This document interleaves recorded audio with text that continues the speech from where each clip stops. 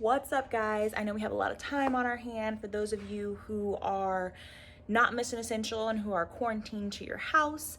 So I figured now would be the perfect time to show you some of my favorite books. So these are just some of my favorite books that I feel have changed my life for the better. I'm an avid reader. Behind me, you can see my bookshelf. Those are just some of my books that I keep out. A lot of my books are in storage because I have so many. So I'm gonna show you guys some of my favorite books because now is the perfect time to read something motivational, something inspirational, something that's gonna make you feel better and want to be better and do better. So I've got some of my books here. I got six of them. So I'm gonna just go ahead and tell you what they are. First one is gonna be the 7 Habits of Highly Effective People, Powerful Lessons in Personal Change. I love this book. It's just got so many good pointers in it for just how to approach professional and personal problems in your life. This is an amazing book. So if you know me, you know that I try not to stress and worry about things that don't directly involve me or the people that I love, because I do tend to harp on things a lot, especially if I just get a little thought in my head. I'll go off on a tangent and I will obsess over it. It's part of the OCD. I do have OCD, so it's obsessive compulsive disorder. So got the obsessive and compulsive part check down. So this book is awesome. The Subtle Art of Not Giving a Fuck. Awesome book.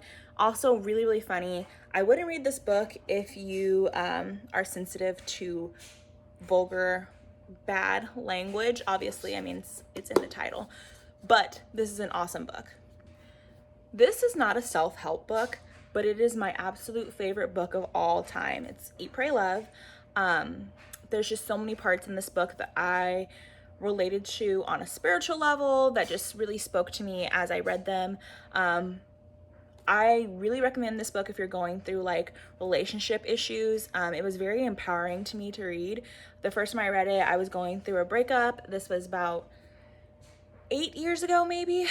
So I was going through a breakup the first time I read this book, and I absolutely love it. I'm gonna read you a little passage out of it that really spoke to me. So it says, I have a tendency not only to see the best in everyone, but to assume that everyone is emotionally capable of reaching his highest potential. I have fallen in love more times than I care to count with the highest potential of a man rather than the man himself. And then I have hung on to a relationship for a long time, sometimes far too long, waiting for the man to ascend to his own greatness. Many times in romance, I have been victim of my own optimism. I feel like some of us need to hear that. So that used to ring so true to me. Love this book. Like I said, if you are going through any kind of relationship issues, this is a great book. It's not a motivational book. It's not an inspirational book. It's just a woman's story. It's about the author, and she just goes on this journey to find herself after divorce. Next book is going to be Girl, Stop Apologizing. Love this book.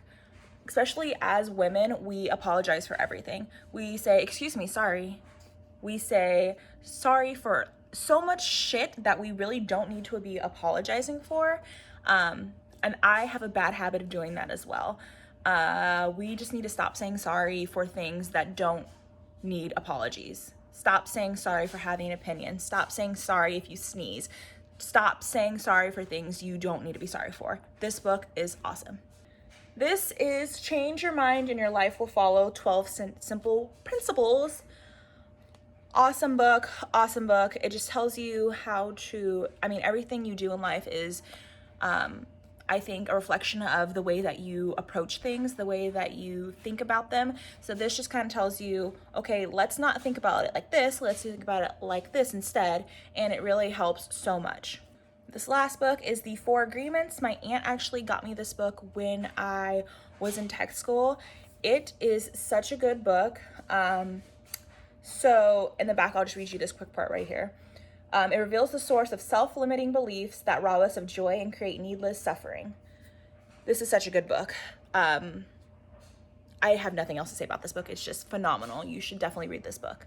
So those are my 6 books that I would recommend to you during this quarantine for you to kind of walk away feeling better, feeling inspired and motivated.